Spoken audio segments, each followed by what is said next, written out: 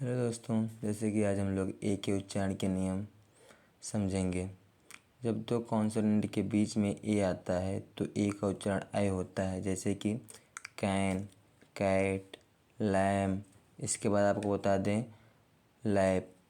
ठीक है, इसके बाद और इसके नियम है। यदि किसी वर्ड में ए के बाद आर ई हो तो ए का उच्चारण ए आ होता है, जैसे कि फेयर, फेयर मीन्स किराया। और फॉरवेल मतलब विदाई होती है। डेयर मतलब हिम्मत होता है। प्रिपेयर मतलब तैयार करना होता है। यदि किसी वर्ड में ए के बाद आर हो तो ए का उच्चारण आ होता है, जैसे कि स्टार, फार्मर, फॉर। इसके बाद आपको बता दें हम गर्लिक, गर्लिक मतलब लहसुन।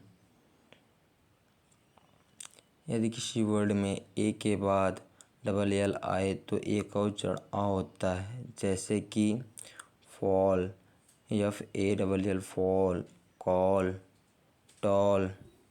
इसके बाद अपवाद हैं, एक्सेप्शन, बैलून।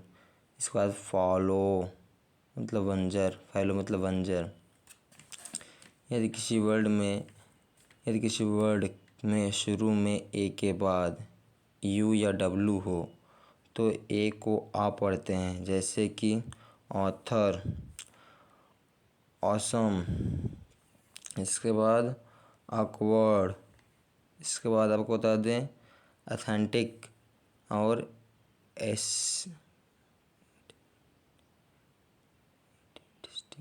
एडिसिटी मतलब सहमत।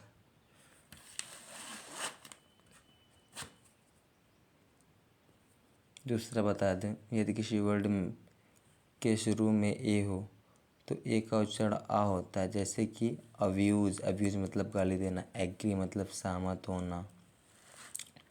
और अफेयर मतलब मामला। अफेयर्ड मतलब भयभीत। अगेन मतलब दोबारा। कई वर्ड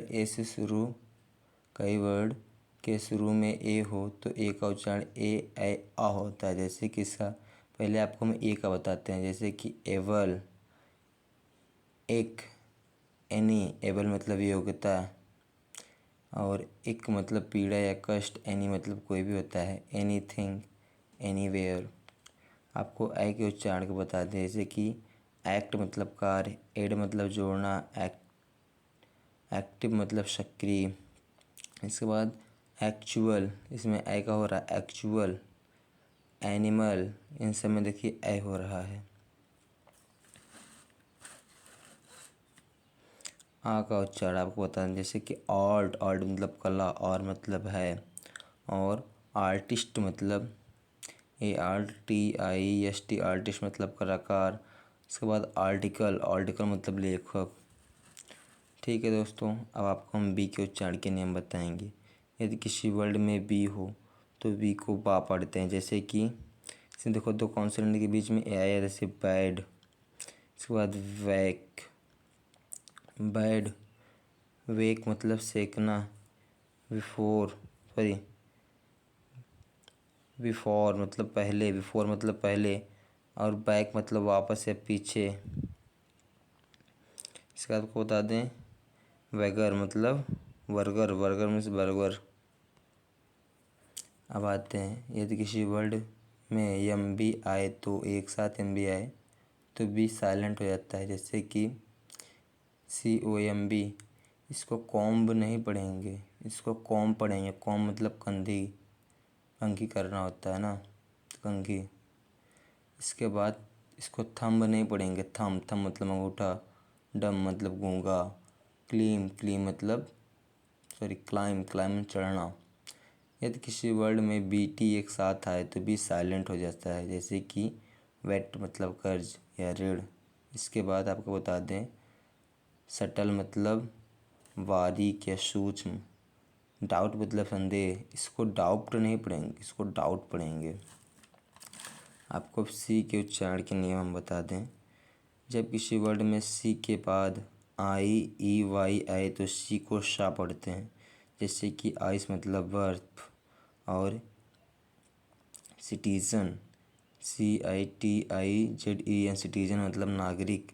सीजन मतलब दृश्य, सीन मतलब दृश्य।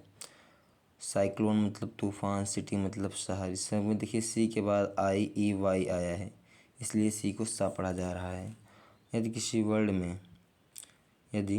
वर्ड में IEY ना हो तो सी को का पढ़ते हैं, जैसे कि कम मतलब आना, क्लीन मतलब साफ करना। इसके बाद क्लेम मतलब चढ़ना। इसके बाद टॉपिक मतलब विषय।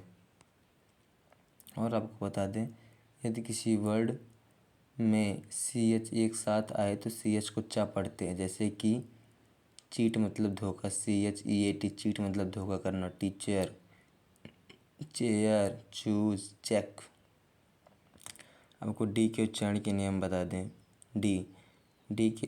डी का उच्चारण डा होता है, जैसे कि डॉग मतलब कुत्ता। डांस। इसके बाद मैड मीन्स पागल। डॉर्स मतलब घसीटना। यदि किसी वर्ड में डी के बाद URE, IRE, EUR, UATE, UAL हो तो डी को जा पढ़ते हैं, जैसे कि प्रोसीजर, पर्जर। इसके बाद सोल्जर। इसमें डी को जा पढ़ रहे हैं, देखिए आप इसमें इस सब के बाद इसलिए आया है URE, URIRE, इसलिए डी के बाद आया, इसलिए डी को जा पढ़ रहे हैं। Procedure, grazer, graduate. इसके बाद ग्रेजुअल, इंडिविजुअल। यदि किसी वर्ड में डी के बाद EG हो तो डी साइलेंट हो जाता है, जैसे कि वेज। अगर डी के बाद GE हो, यदि किसी वर्ड में डी के बाद EG हो तो डी साइलेंट हो जाता है, जैसे कि वेज मतलब कील। इसके बाद वज मतलब हिलना। और बजट मतलब बजट ही होता है। और लेज़र मीन्स वही खाता होता है, लेज़र। और आपको बता दें, यदि किसी वर्ड में डी के बाद जे आए तो डी साइलेंट हो जाता है। यदि किसी वर्ड में डी के बाद जे आ जाए तो डी साइलेंट हो जाता है, जैसे कि एडजस्ट मतलब समाधान करना। और एडजेक्टिव